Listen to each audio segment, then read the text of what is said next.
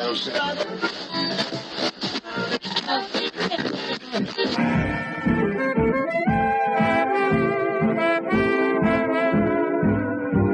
is the Relic Radio Show, old-time radio entertainment still standing the test of time, from relicradio.com.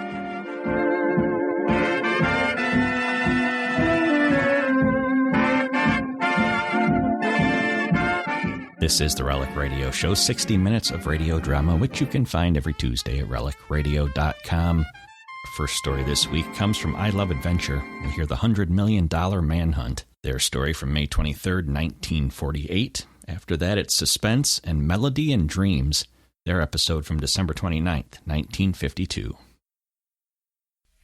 International Incident Number 5.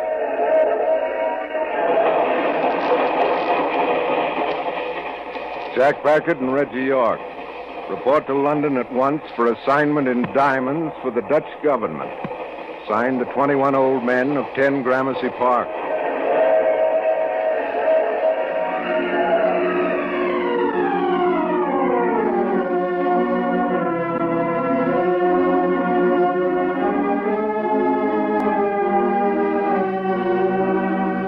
I Love Adventure. The American Broadcasting Company presents a new Carlton E. Morse production featuring the international escapades of Jack, Doc, and Reggie. Tonight's incident brings you the $100 Million Manhunt.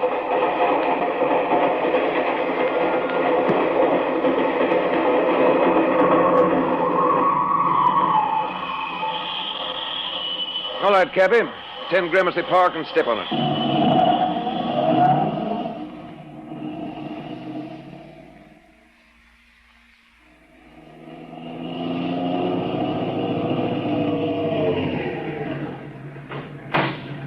Here you are. Keep the change. Come on, Reggie.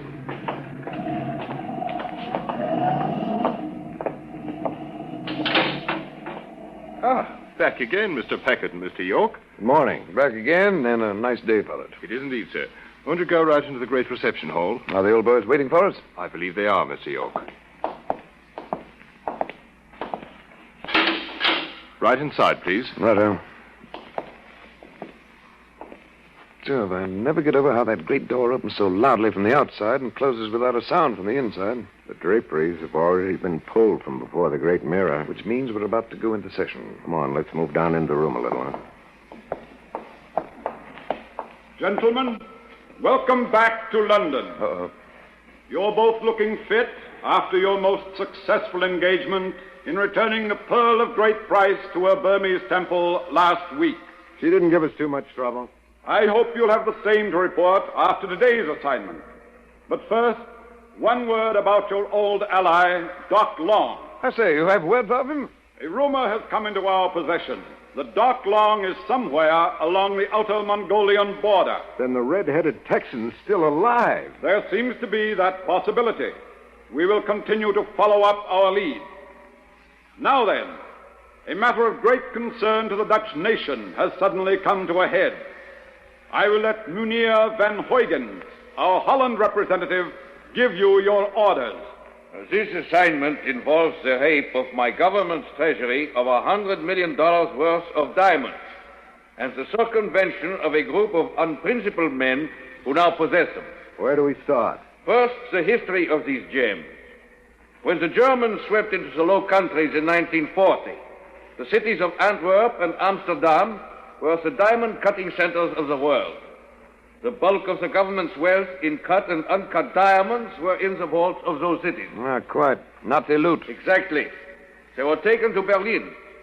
After the defeat of Germany, they disappeared. $100 million in diamonds gone.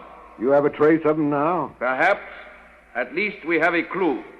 To intercept and recover them is your assignment. Thank you, Dr. Van Huygens.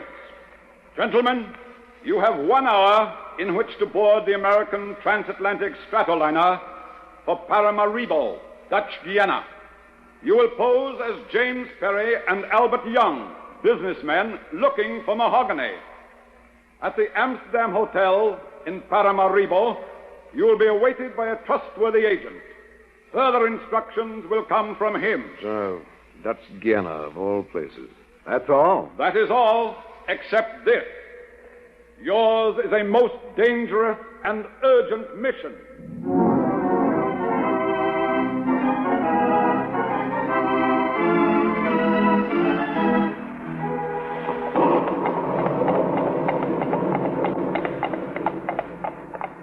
Amsterdam Hotel, you said, senor? That's right, driver. Is this it? Si, senor. I will bring in your luggage. You better nip in fast, Jack. Do you suppose this is a sample of the climate? There goes.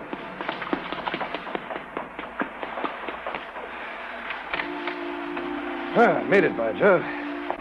You know, if somebody'd break a bottle of champagne over my head, I'd be launched. Oh, see. This isn't half bad. After that trip from the docks, music in the lounge and all that. Senores? Perry's my name. This is Mr. Young. Oh, si, we received your wireless. Will you register, please? Your bag, senores. Very small, a little wet. Positively soggy. Here, keep the change. Gracias, senor. Here, Pedro, take those bags and show the gentleman to numero 21. 21? Say, that is a familiar ring. 21 old Hey, man. Reggie. Quiet. Something wrong? Senor Barin selected the room. He is expecting you. Senor Barin? Yeah, of course. Will you let Senor Baran know we've arrived? But that is not necessary, senores. His room adjoins yours. He is waiting for you. I see. All right, bring the bags, Pedro. Come on, Reggie.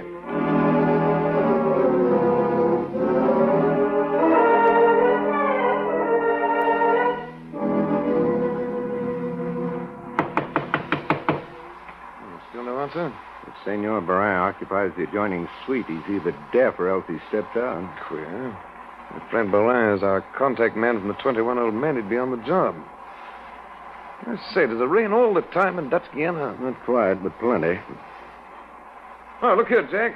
This French window opens on a covered veranda. So what? Well, if all the rooms on this side open out into the balcony, we might do a bit of prowling. That makes sense. If Baran doesn't come to us, let's go to him, huh?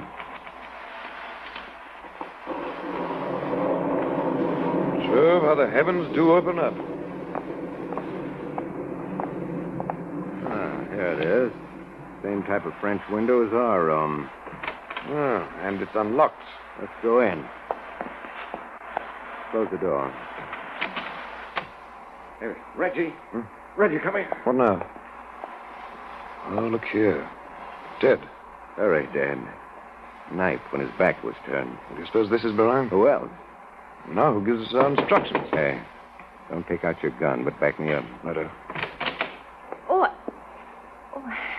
I have made a mistake. I say, a little French dame. No mistake if you were looking for Mr. Baran's room. Oh, no, you don't. Monsieur, let me go. If you're a friend of Baran's, we want to talk to you. Come inside. Let me go, please, monsieur. Say, skittish, isn't she? Take it easy. If you're a friend of Baran's, we want some information. You are hurting my wrist. Please, monsieur. Take a look on the floor over there. Oh, mon Dieu. He is hurt. He's dead. Oh, then already I'm too late. You came to warn him? You know who knifed him in the back? Oh, no, monsieur. How do I know you are friends of his, monsieur? We came here to meet him. Were the men he was expecting? The men from London? Yes, tell me, are you... Oh, thank le bon Dieu, you are here, monsieur. And tell us what's going on here. No, not here. I must go. I shall be missed. Not so fast. Go where? Who'll miss you? Please, monsieur, I must hurry. Come at 9 o'clock tonight to the Leiden Cafe. 9 o'clock for certain. Now, just a minute. Ow! Stop her, Reggie! Oh, sorry, Jack. She was too quick for me. What happened? She sank her fangs into my hand. I say, Jack, do you think there is such a place as the Leiden Cafe? And why 9 o'clock?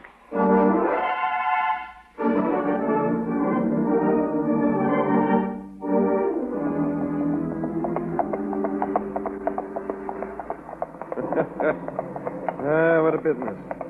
Rain down our necks, police in our hair, and our contact man dead of knife poisoning. Dutch police were very decent. But not very helpful. I say, Jack, we're way out of town. The Leiden must be a Dutch Guiana version of an American roadhouse. Police said it was out of town on the edge of some river. We've been following a river for some time. We're completely out of touch with civilization. Why, say, there are lights on the left. Yeah, we're turning in. Just right. Still a couple of minutes of 9. This is the place, senores. The Leiden. Here you are, driver. Gracias, senor. Come on, Reggie. Let's get in out of this rain.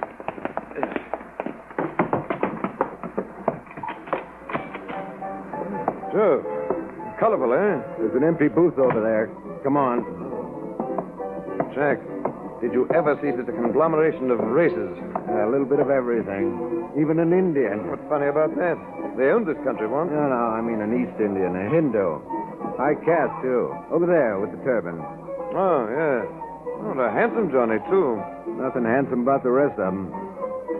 Jack, I think we've been had. Yeah, doesn't look too good. Oh, here comes a waiter. Looks more like a footpad. What'll it be, mates? Gin and tonic for me. Just bring me tonic water. This ain't no tourist dump, mates.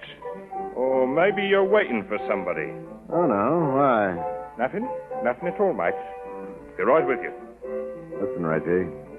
Either this is a trap or something's gone wrong. There's certainly no sign of our French girl. If it comes to a row, we'll shoot out those hanging lamps. We'll have a chance in the dark. Uh-oh. Half a dozen of the boys have moved in between us and the door. There's another door. They're at the other end of the bar. Now, say, Jack, we can get behind the bar at this end if we have to. Let the boys slug it out among themselves in the dark. But don't get separated. No fear. Now, here come the drinks. Here you are, mates. Thanks. Here you are. Keep your money. This here's on the house. What do you mean, on the house? It means you're our blinking guest. Till the boss gets here. That's what I mean. Oh, I see. What do you think of that, Reggie? Here's what I think of it. That takes care of the light there. Hey, Reggie, are you with me? Right behind you, old boy. Keep going. Duck down. Here we go behind the bar. Hey, what the place? Interference, Jack? All right, Reggie. That was the bartender. Listen to those blighters slugging each other out there in the dark. Here's the door.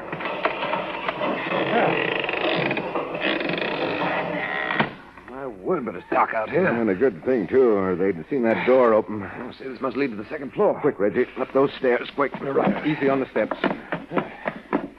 Where now, old boy? It's like running about inside a coal bin. Anywhere except into that lighted room at the end of the hall. Here. Let's try this one. Close the door softly, Reggie. Though I'd like to get my hands on that little French girlfriend we were to meet here. She certainly led us into a trap. The window shades seem to be drawn. Maybe we could use a little light, huh? See where we are. Here's the light switch. Good. Yeah, that's better. Hey, Reggie, look here. By Jove, the French girl. Trussed up and gagged. Untie her, Reg, while I take off the gag. There. Oh, monsieur. You? Oh, mon Dieu, this is a miracle. You are alive. There. Here, let me help you. Oh, merci. Maybe I owe you an apology after all, mademoiselle. Madame, monsieur.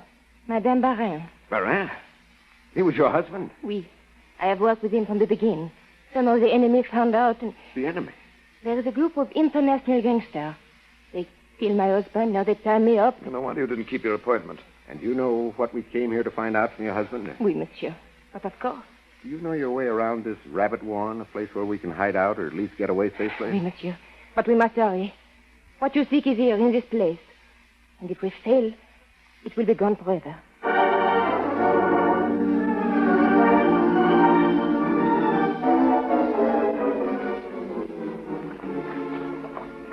I hear water.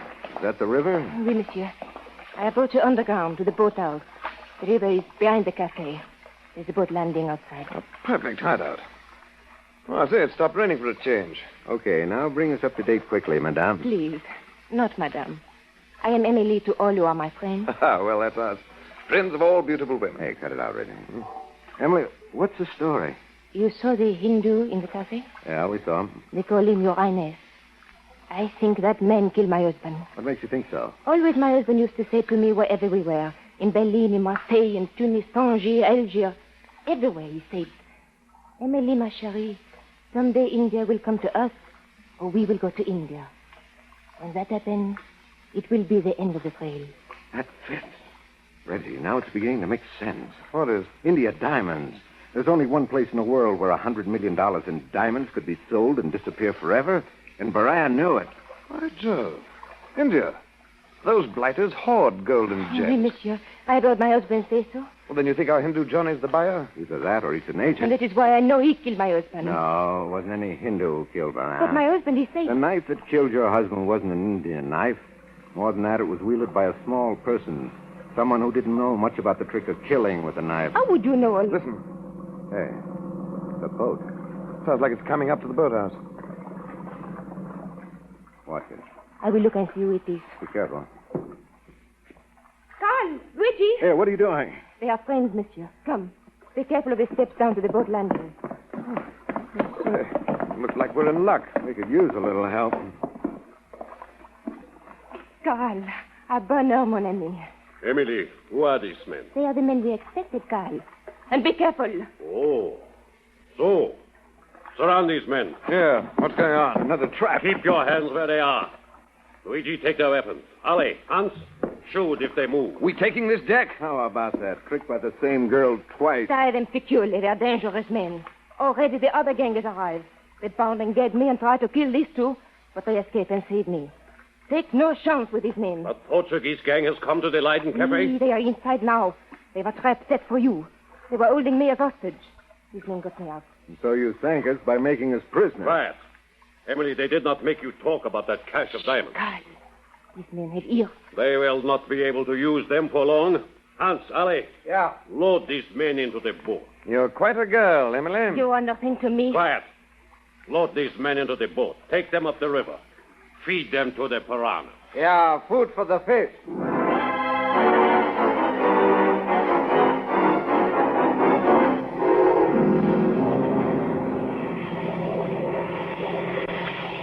Reggie, Yes, Jack.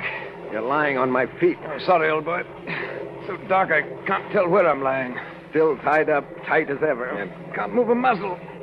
Between the ropes and the bilge water in the bottom of this tub, I'm doing rather badly. Can you feel my right foot when I move it? Yeah, right in the small of my back. See if you can reach it with your fingers. There's a safety razor blade slipped in between the sole. Well, they're all for old razor blades. Why don't I think of things like that? Never mind that. Do you feel it? Just a moment. There. You got it? I have indeed. Roll over here, back to back. Maybe you can cut my wrists free. Right. Hey, hold it. Quiet down there. Keep sawing, but keep it quiet. It's going to take a minute. Hey, Jack, what's this piranha business? What about him? Well, that chef Carl, he said throw us to the piranhas. Oh, devilish little fish about the size of sardines. Millions of them in these South American rivers. Most voracious animal alive. Anything falls in the river and the piranhas swarm like flies. Clean an animal or a man to the bone in 60 seconds. Happy little critters, aren't they? Hey, how you coming? They're slowing down. Any luck? Just around the next bend in the river, Hans. That'll be far enough. Try now, old boy. A little more, Reggie. How's that? I got it. Give me the razor blade. Now these ropes on my ankles. Now for you. This is good enough. Throw over the anchor. That's it. Now my legs. There. Now come on, you blighters.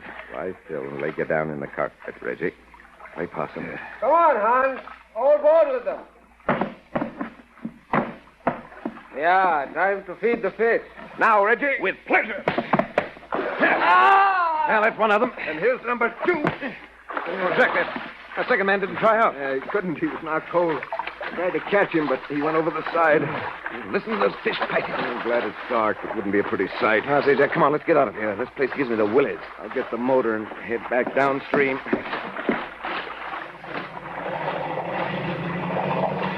Hey, Reggie, there's something that sticks in my mind. I know. Those ruddy fish. No.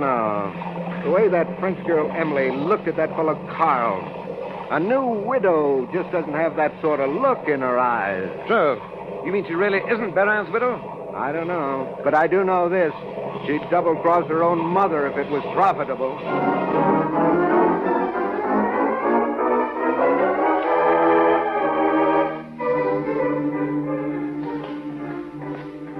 Well, here we are back at our jolly old hotel. Looks better in the sunshine. What now? Well, we start all over again. This is where we came in. Hello, new girl at the room clerk's desk. Pretty, too. I'll take care of that department. You relax. Listen to the man. Si, senores. What may I do for you, please? That comes later. May we have the key to our room? You are registered here? Perry's my name. This is Mr. Young. Si. We were expecting you. But you will have to register, please. We've already registered. Early last night, room 21. Oh, I will see. There is no record, senores. But that's queer. Perry and Young, room 21. Perry, Young, Hello, who are you? Name is Malcolm. Where have you been all night? Mom, but I've been fair worried about you. Come upstairs. Just a minute. This is another trap we... You're right to be suspicious, but perhaps these credentials will satisfy you. Hello. I should think so. All right, we'll go up with you, Mr. Malcolm.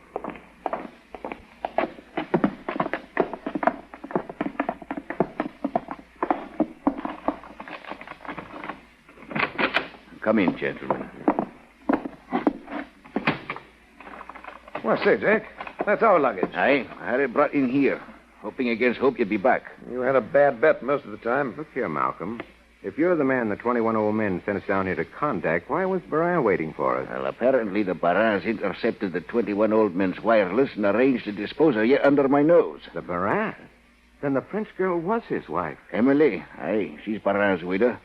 Either she or Barin himself must have intercepted the radiogram today. By Jove, I remember now. That girl clerk at the desk last night. What about her? Well, not the same one who's on duty now. She wore dark glasses, had a funny hairdo, kept her head down. That must have been Emily, faking Spanish. I thought she looked familiar, but I couldn't place her. It was Emily. That's why we were never registered. That explains it. Emily pretended to check you in and then destroyed the registration card. You were just meant to vanish. What kind of hotel management is that? This is South America, Mr. Packard. Everything is pretty sketchy. Anyway, by the time I learned you were here, you had gone out to the Leiden Roadhouse. Hopped into a jeep and went out there. The place was a shambles. They did it with their own little hot hands. And you had disappeared. My orders were strictly against calling in the police. All I could do was wait. But Barin, who killed him? And who are the Barins? I can only answer one of those questions. The Barins own the Leiden. They built it 3 years ago. No wonder Emily knew the secret passage. The Leiden holds many secrets. Among them, the hiding place of the stolen treasure. But you don't know who killed Barin. That is still a mystery. I could make a good guess with you. But who are Carl and Luigi? Those names have any significance to you? Why do you ask that? They arrived at the roadhouse by boat with a dozen plug uglies. They tried to liquidate us. That completes the picture. Carl and Luigi are the other members of the original Barin gang. They are the men who smuggled the $100 million loot out of Berlin. And there must be 2 sets of international crooks. That's what Emily meant about a second gang having arrived. Hello, as the Portuguese gang arrived in the sea. Yeah, they tied up Emily at the roadhouse and laid a trap for Carl and the rest of the Barin boys. You know, there seem to be international hoodlums under every rock these days. What about the Hindu, Malcolm? Emily called him His Highness. I trailed him and Barin here from Spain. I knew eventually they'd lead me to the diamonds. That was when I cabled 10 Gramercy Park for help. His Highness is able to buy $100 million worth of diamonds? Not only able, but eager. Probably willing to deal with whichever gang ends up with the stone, huh? Hey, did you say you have a Jeep, Malcolm? I have that. And come along. We've wasted enough time. Where now, Jack? Back to the Leiden. Back to the battlefront, men. Let's have at 'em.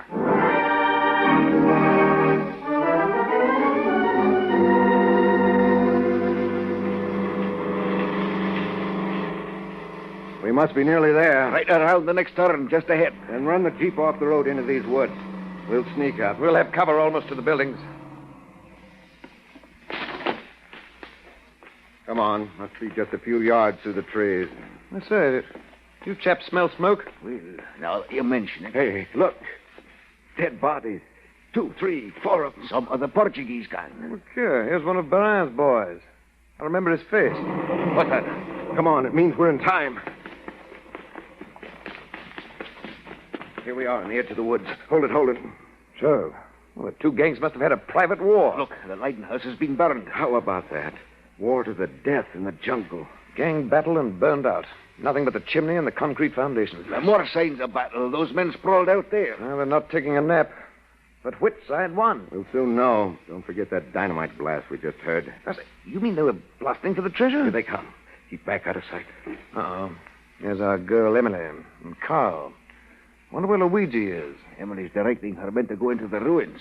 The treasure's in there, Packard. It's lost forever. The place must have been an inferno. Don't you believe it? Emily knows what she's doing. Positively. And I'll bet money that explosion we just heard blasted open the cement foundation. Of course. She and Barin must have concealed the treasure in the foundation when they built this place 3 years ago. Hey, look. Down on the river by the boathouse. Let's say, a yacht. An ocean-going yacht. Right, the La Cana, Bombay. Train your field glasses on him, Malcolm. I will do. Can you make out anything? Aye. It's Manbalaskars, Hindus, East Indians. Our Indian potentate ship. Aye, he's on the bridge, watching through glasses. Hey, here comes Emily with Carl and their men from behind that cement wall. Oh, they're carrying something. It looks like a footlocker. Good. Now listen, you two. The Maharaja is quite willing and able to buy the treasure, but I don't believe you'll have any part of a fight. And the three of us can handle Emily and her gang. We haven't a prayer if the Indian and his men come ashore. That's a chance we'll have to take. Yeah, there they come with the second footlocker. All the jewels are in those 2 cases. I know that much. And it's time for us to move in. Malcolm, cover us with your rifle, will you? Hurry. All set, Reggie? Ready and willing. Let's go. Son of a... Shoot them quick. Fight them all. Good work, Malcolm. Keep it up. Wade into him, Richie. It's a pleasure. Yeah, that does it.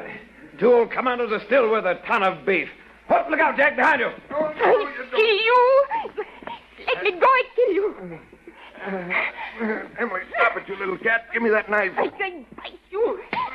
Oh, give me that knife. Is this the dirt you used to knife your husband in the back because you were in love with Carl? You lie. You want to bet on it? Luigi's over there. He's shot in the back. Yeah, Emily and Carl are going to have it all to themselves. Too bad, honey. Boyfriend's gone bye-bye. Canaille. Dog. Jack, the yacht. It's pulling out in a midstream. His Highness doesn't want any part of this. Let him go. We got what we came for.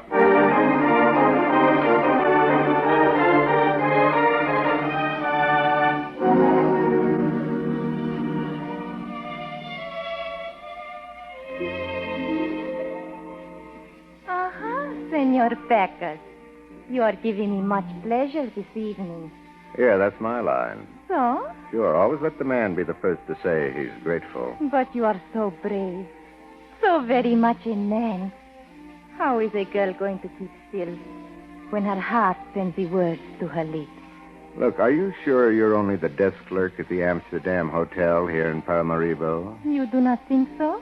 You're much too pretty and much too facile with your pretty words. You could do better than being a receptionist. Oh, you will take me with you? Well, But a man who has captured international gangsters and have saved $100 million worth of diamonds. You can do anything. Is that so now? See, you could take me to the Riviera and make me a very glamorous woman. Or you could take me to Hollywood and make me a beautiful movie actress. Now, just a minute. But you say yourself that I should not hide away down here in Paramaribo. But I'm a man about the world, not a Hollywood agent. Ah, senor, you do this one little thing for Oh, me. hello, Jack, old boy. Oh, Reggie, where'd you pop from? Here, sit down. No, send him away. I say, is that polite? Here, sit down. Well, matter of fact, can't do it. Here, read this cablegram. What's the matter now? Please, you will take me with you. Uh-oh. Jack Packard and Reggie York. You are requested to return to London immediately for special assignment in connection with the kidnapping of a girls' finishing school. What? Somebody's run off with a girls' finishing school. How do you like that? Signed, the 21 old men of 10 Gramercy Park. Please, I am much more interesting than a silly schoolgirl. Yeah, I'll bet you are, sweetheart, but get your hat, Jack. The Transatlantic Air Express is holding teeth for us. For me, too? Afraid not. How in blazes do you kidnap a girls' finishing school? Look, are you going to let this Englishman come between us? Goodbye, honey. Next time I'm in Paramaribo, remind me to find out your name. So, senor, you are a wolf. A wicked American wolf, and I spit upon you. Come on, Wolf. The 21 old graybeards are calling.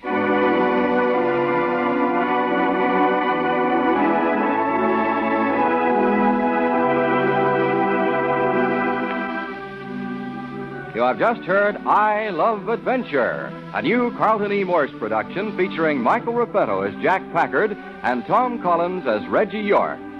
Next week brings International Incident number 6, entitled The Girls' Finishing School Kidnapping, an affair ranging from the Adriatic to the mountain fastness of Tibet. This evening, the spokesman was played by Everett Glass, Van Huygens by Louis Van Ruten, Emily by Lillian Bayot. Don Morrison played the Mexican. Lal Chan Mera was Ollie. Dan O'Herlihy was the Cockney waiter. Alma Lawton was the Spanish room clerk. And Russell Thorson played Carl. The $100 Million Manhunt was written by Carlton E. Morse with John Paul Schofield. Organ music and effects by Rex Corey. Your announcer, Dresser Dahlstedt.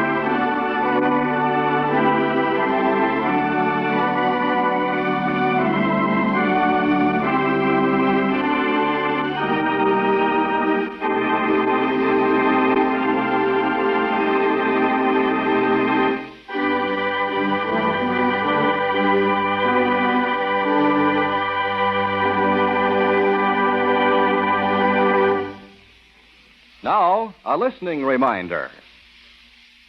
The clock ticked off 30 minutes of mystery and suspense as it brings you next another unforgettable story. Stay tuned for The Clock, which follows over this ABC station. This is ABC, the American Broadcasting Company.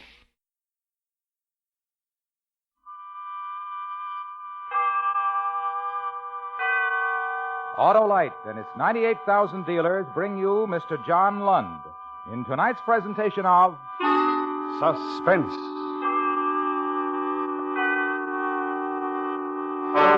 Tonight, Autolite presents a story from your morning newspaper, the dramatic expose of narcotics peddling among teenagers, as reported in Melody in Dreams. Our star, Mr. John Lund.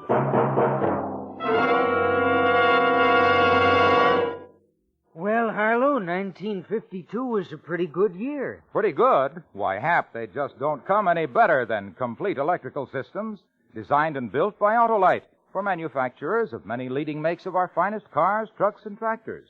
All units, including the generator, starting motor, distributor, and coil, spark plugs, and batteries, are engineered to give the finest performance money can buy. My car's Autolite equipped, Harlow. Millions are, Hap, because Autolite electrical systems have been used as original equipment ever since 1911, when Autolite developed the first 6-volt 2-unit electrical system for the industry.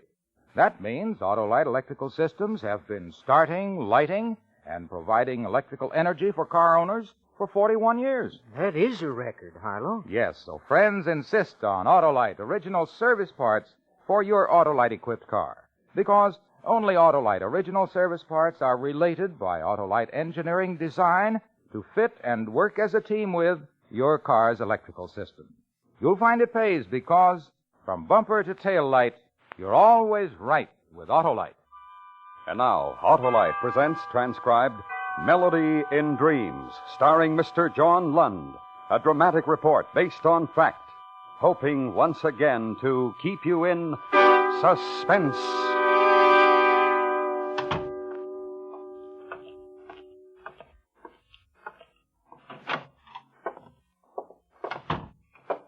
Hi, Lieutenant. Where's Shank? He's in the other office on the telephone. Thanks. Right, Mr. Graff. Yes, sir. I have the address. We'll try to get out there as soon as we can. Keep the girl there.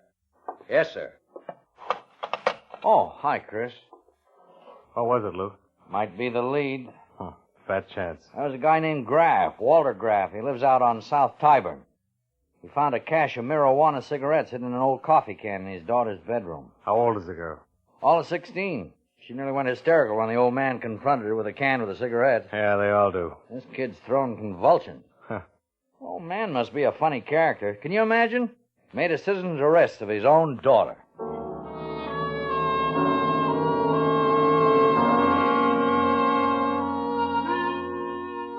For almost 6 months, the Narcotics Division had been trying to find the leak.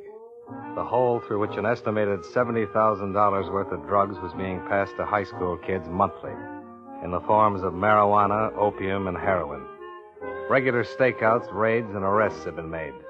The number of teenage addicts arrested was a staggering, frightening total. Arrests made yielded the addicts, but they didn't yield the source of supply. In the meantime, public sentiment and high official pressure, abetted by the newspaper headlines, was growing, while police department investigation was groping. Each and every possible lead obtained had to be followed up. In the case of Walter Graff, who'd made a citizen's arrest of his 16-year-old daughter after discovering marijuana cigarettes hidden in a coffee can in her bedroom, another lead was about to be followed up. This is the address, Chris. Yeah. Nice old house. Ring the bell. Sure. Well, they don't build them like this anymore. Maybe they don't take the time. Agnes goes for this kind of architect. Yes? Police. Mr. Graff? Oh, yes. Come in. I'm Mr. Graff. Thanks. Here, let's go into the living room. Please be seated. You'll have to excuse the appearance of the house, gentlemen. Ever since Mrs. Graff passed away, I haven't taken much interest in such things as cleanliness. I know it's wrong. We understand. I presume you're here in response to my telephone call? Yes, sir. I'm Lieutenant Royals. This is Detective Sergeant Shank, narcotics detail. Yes. I'm quite upset, as you can see. The shock. You're only one parent among many, Mr. Graff. Oh, I know. I read the newspapers, too. They're full of it. Every day you read about the horrible... When did you discover the coffee can with the cigarettes, Mr. Graff? This morning. Early this morning. You see, I didn't go to work today. I wasn't feeling very good, so I stayed home. It's the first time I've ever been absent. Why did you wait until this evening to report the discovery? Why did I wait until this evening? Yeah. Well, because I couldn't believe it. I simply couldn't believe it. Don't you understand? Joan is my child. How is a father supposed to believe such a terrible thing of his child? We understand. I had to give Joni a chance to deny it, Lieutenant. I had to give her a chance to yell to her papa that she knew nothing about the coffee can and its sinful contents. Did she deny knowing about the can? Deny it? She didn't even try to defend herself. She admitted the guilt. But what hurt most of all was her arrogance. What are you going to do about it, she said to me. I did the only thing I thought was right to do. I called the police. I'm sorry, Mr. Graff. Oh, don't be sorry, Lieutenant Royals. It's a very funny story, and the neighbors will thoroughly enjoy it. Ring around the rosy. Old man Graff arrested his daughter. She's a dope fiend, pocket full of posies. What made you suspect the cigarettes contained marijuana, Mr. Graff? Suspect? How do I know? Well, lots of things. Joan's moods, strange moods. Moods which I can't describe to you because I don't know how. Her friends. Friends? One in particular. Mickey Malone. No good, Lieutenant. I see. Where is the can with the cigarettes, Mr. Graff? One moment.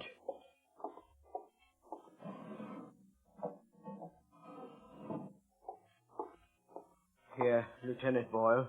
Here. The poison. Take it. Burn it. Destroy it.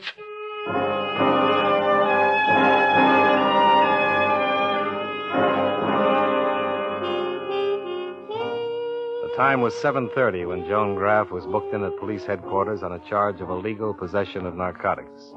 The file sheet also listed the name of the arresting citizen, Walter Graff, the girl's own father.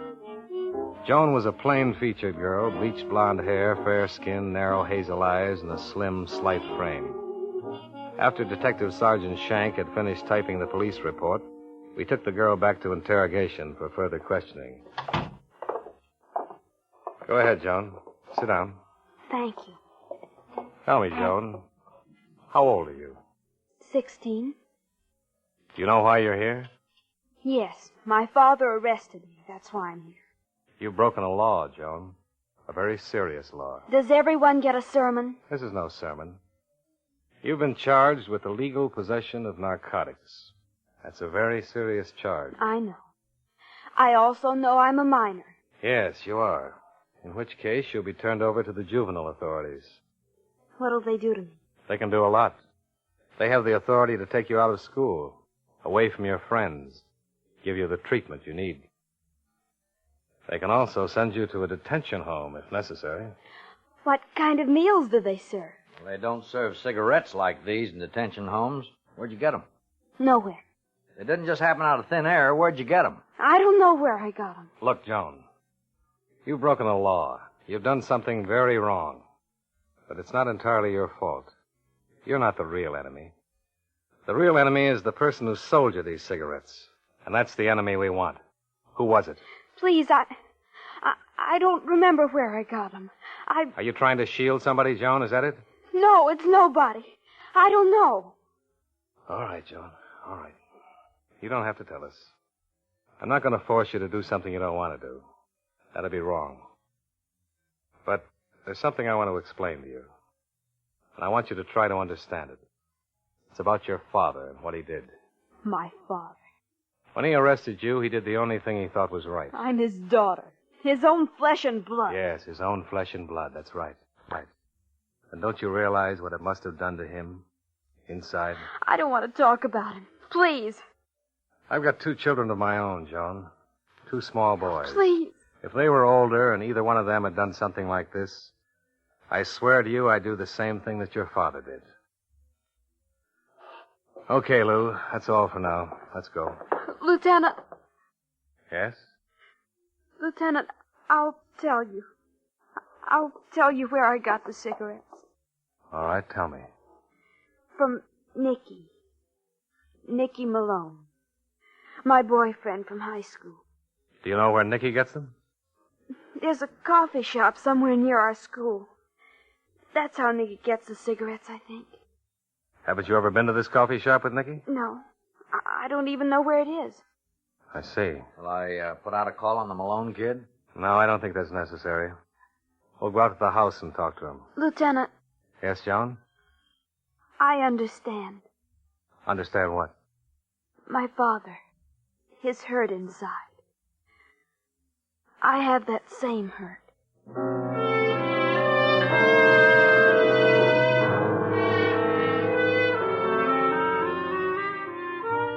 Joan Graff volunteered the address of her high school boyfriend, Nicky Malone. Detective Sergeant Shank made arrangements for the girl to be turned over to the juvenile authorities pending further investigation, and then we went out to question Nicky Malone. The address the girl had given us turned out to be located in a rundown section of the city. 763 was a white single-frame house badly in need of repairs. The shades were drawn, but a dim light inside indicated someone was at home. Want to knock? Sure.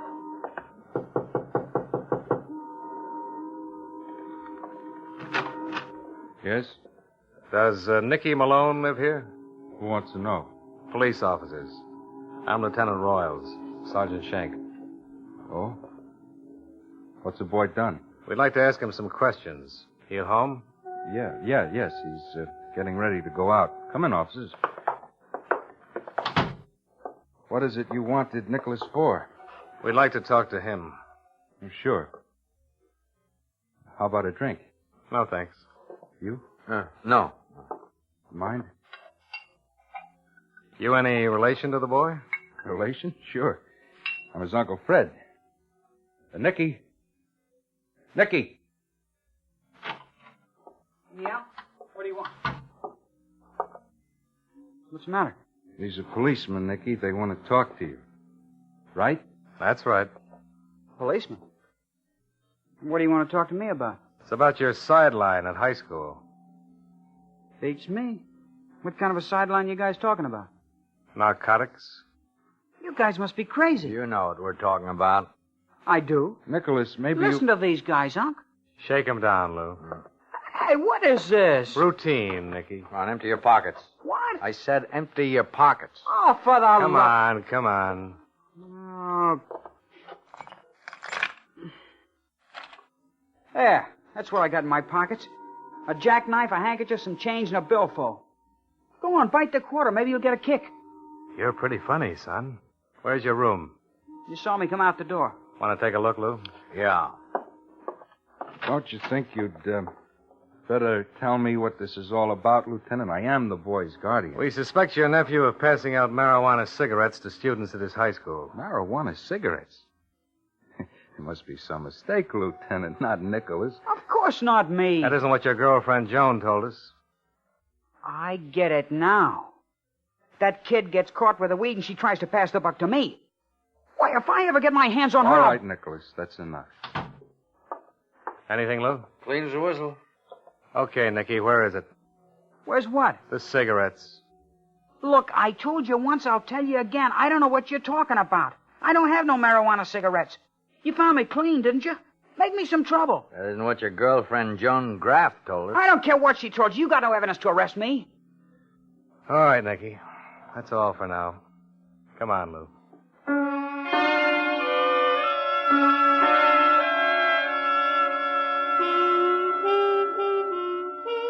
And we were right back where we started. Up against another frightened high school student who refused to divulge the source of his supply of narcotics. We didn't have any physical evidence on Nicky Malone, but we did believe that the young girl had been telling the truth. and therefore decided to place him under surveillance. He was our closest link to the source of the narcotic supply. For 4 days, we followed his every move. At 8:30 every morning, he left the house, walked 6 blocks to his high school, left school at 3:20 and walked 2 blocks to a coffee shop where he had a chocolate milkshake, and then returned home. He didn't leave the house at any time during the evenings. On the 5th day, the boy went to the coffee shop, had his regular milkshake, and then played the jukebox. Once again, when he left the coffee shop, we followed him.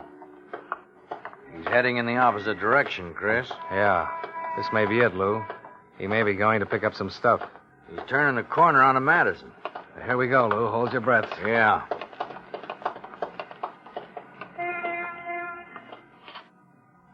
Huh. Pretty bright kid, huh, Chris? Yeah. If we're right about him, we've got nothing but trouble. He's disappeared.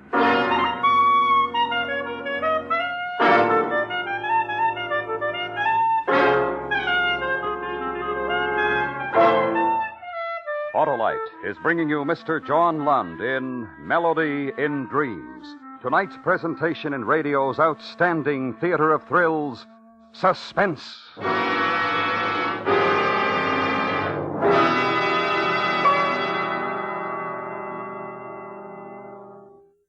Any New Year's resolutions, Harlow? 2 mighty important ones to help car owners everywhere, Hap. Oh, how, Harlow? Why, by reminding them that their car's electrical system works like a beaver every second their engine runs, and it provides energy for starting, sounding the horn, lights, heater, radio, electric windshield wiper, and cigarette lighter. Autolite makes complete electrical systems used as original equipment on many leading makes of our finest cars, trucks, and tractors. Right you are, Hap, and that's why my second resolution is to tell car owners to treat the important electrical system of their car to a periodic checkup for top performance at all times. Good advice, Harlow. Right. So, friends, have your car's electrical system checked by experts.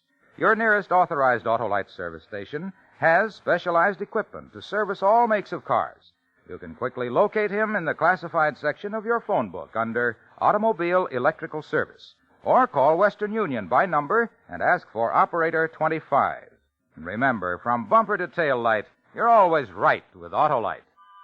And now, Autolite brings back to our Hollywood soundstage Mr. John Lund in Elliot Lewis's production of Melody in Dreams, a dramatic report well calculated to keep you in suspense.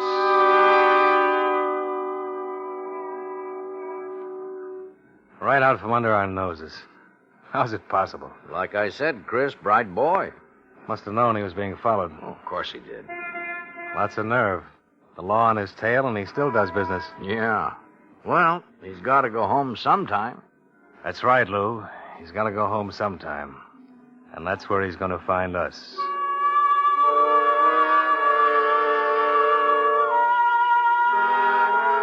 We got back in the police car and drove over to the Malone house, parked across the street and waited. It was beginning to get dark. The shades were still drawn. I wondered if anybody ever bothered to raise them. Time passes slowly when you're waiting. Cigarette, Chris? No, my mouth feels like an oven now. Somebody's home. Probably his polite uncle. Funny guy. Wonder what he does for a living. Oh, I saw a lot of music sheets laying around. Probably in the business. Hey. What? Thought I saw something moving in the driveway. Shadow. Might be the kid. Let's go.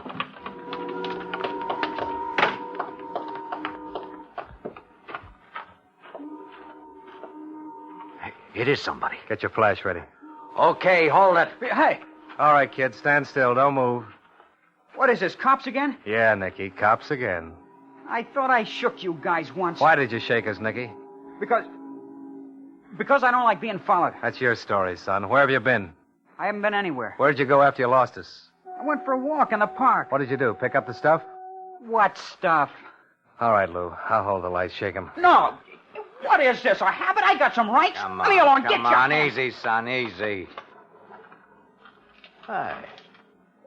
What's this, Nicky, in your coat pocket? Nothing. It ain't nothing. Give me that. Open it up, Lou.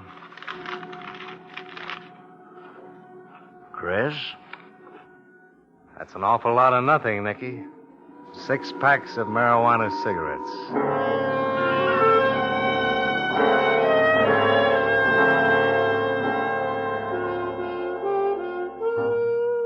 We booked the boy down at police headquarters on a charge of illegal possession of narcotics.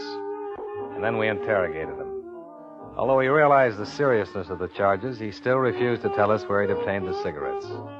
His guardian uncle was notified and came down to see the boy. He seemed quite concerned. We listened in on their conversation. The uncle pleaded with the boy to tell us all he knew about the narcotics. But Uncle's pleas went unheard.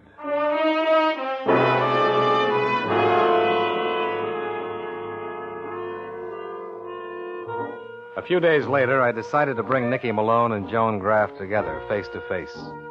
I didn't know what I hoped to learn. Maybe nothing. Maybe something in a moment of temper. On the morning of December 21st, the young boy and girl were brought to my office. Sit right over there, Nicky. Thanks. Well? Wouldn't you like to say hello to Joan? Hello, Nicky.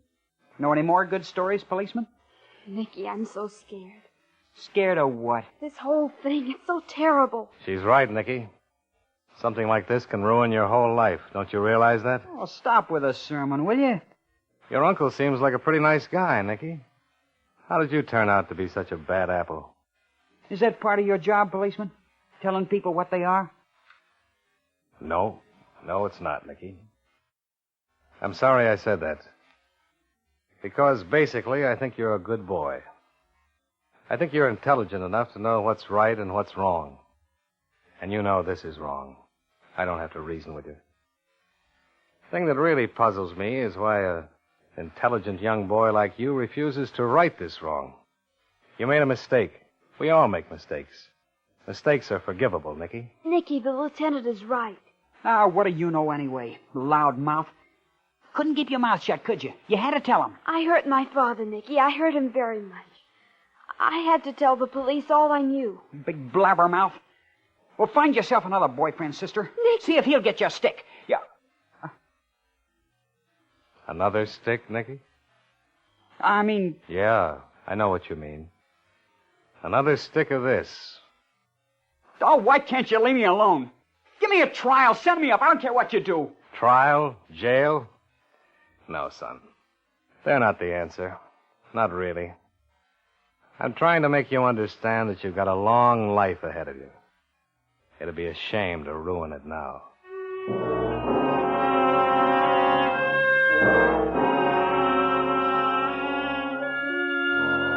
Our last chance, then. Stake out the coffee shop. For 4 days, Detective Shank and myself kept it under surveillance. The evening of December 29th, I walked into the coffee shop to relieve Detective Shank. It was 10 minutes to 7. Lou? Hi, Chris. Don't look so sour. Go home and get some sleep. You gonna sit it out? Yeah, a couple hours, maybe. I'll sit around with you for a while. How about a cup of coffee? Yeah, I'm up to here, no thanks. Anything? No, nothing. Just stares from the guy who owns this place. He keeps leering. You want me to stick around, go play a record on the jukebox. Here's a dime. The jukebox? Yeah, play something. Let's make it festive around here. The afternoon Nicky got away from us, he broke his pattern. He did something different. Something he'd never done before. He played the jukebox. That's right. He played the jukebox.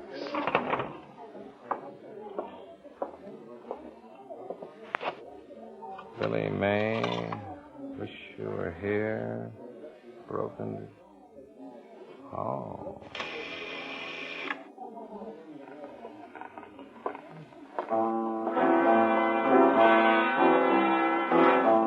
Thanks. Now I'll stay with you for a while. Might even have a cup of coffee. I was right about Nicky's uncle being in the business. What? This is his record. He wrote the tune. He's playing it. Whoa. What do you know? The guy's a celebrity. So that's what he does. Lou, the night we picked up the Malone kid, we thought he was coming home with his stuff, right? Yeah. We couldn't see it. It was too dark. But what if it was the other way around? What if the kid was leaving instead of just arriving? Yeah. We've come in here for 4 days straight, That record wasn't on the machine. The day that the kid disappeared, he played the machine. Come on. Let's talk to the guy at the counter. You the owner, mister?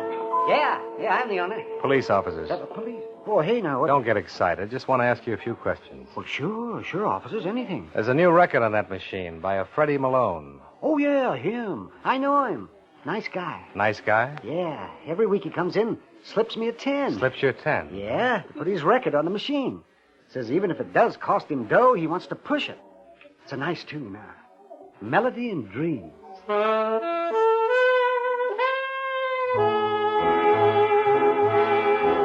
Back at headquarters, we learned the whereabouts of Uncle Freddie Malone. He was playing piano in a small nightclub on Halstead. The place was crowded with people when we got there. In a corner off to the right was a platform. And on the platform at the piano sat Freddie Malone. Think there'll be any trouble, Chris? I doubt it, Lou. He's not the type. Hello, Mr. Malone. Hello, police officers. You have a request? Yeah. Melody and Dreams. One of my favorites. That's no surprise. It was wrong, huh? Real wrong. A lot of poor, innocent kids, Mr. Malone. Real wrong. Poor, innocent kids. We still don't know how the record figured in. That was how Nicky notified the other kids he was ready to pass the stuff. And the night we caught him? He was leaving the house. He was on his way out to make delivery. Poor kid. Try to protect me. Yeah. Someday I'll do something for him. Maybe. Shall we go? The manager won't like it if I don't stick around. It's going to be a big night. Can't stick around, huh? Not tonight, Mr. Malone. Let's go.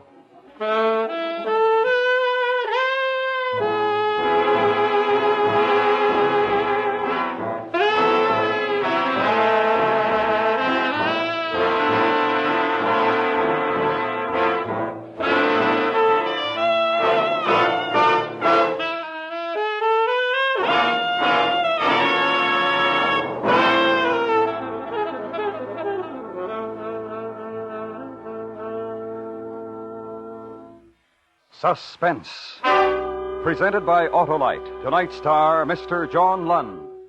This is Harlow Wilcox speaking for Autolite, world's largest independent manufacturer of automotive electrical equipment. Autolite is proud to serve the greatest names in the industry. They are members of the Autolite family, as well as are the 98,000 Autolite distributors and dealers in the United States and thousands more in Canada and throughout the world. Our family also includes the nearly 30,000 men and women in 28 great Autolite plants from coast to coast and Autolite plants in many foreign countries, as well as the 18,000 people who have invested a portion of their savings in Autolite. Every Autolite product is backed by constant research and precision built to the highest standards of quality and performance. So remember, from bumper to tail light, you're always right with Autolite.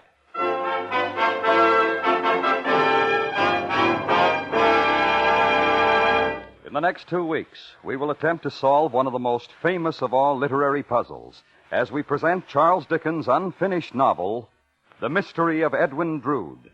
Our star, Mr. Herbert Marshall. And it begins next week on Suspense. Suspense is produced and directed by Elliot Lewis, with music composed by Lucian Morowick and conducted by Lud Gluskin. Portions of the program were transcribed. Melody and Dreams was written for Suspense by Richard George Petticini. In tonight's story, Ann Whitfield was heard as Joan and Sam Edwards as Nicky. Featured in the cast were Shep Menken, Howard McNear, Joseph Kearns, and Junius Matthews. This is Harlow Wilcox again. When we meet next week, it will also be next year. And so, Autolite and all of us here on Suspense sincerely wish each of you a very happy 1953. Good night. This is the CBS Radio Network.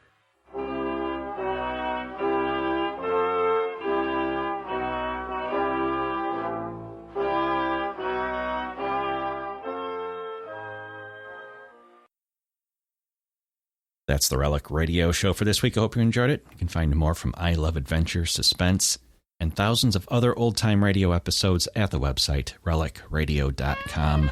Our Shoutcast stream is up and running there, too, for even more old-time radio. And as always, if you'd like to help support this and all of the shows, you can donate through the website as well. Your support is how all of this happens. It's how we're advertising free and 14 years old. If you'd like to help out, donate.relicradio.com or click on the link on the website.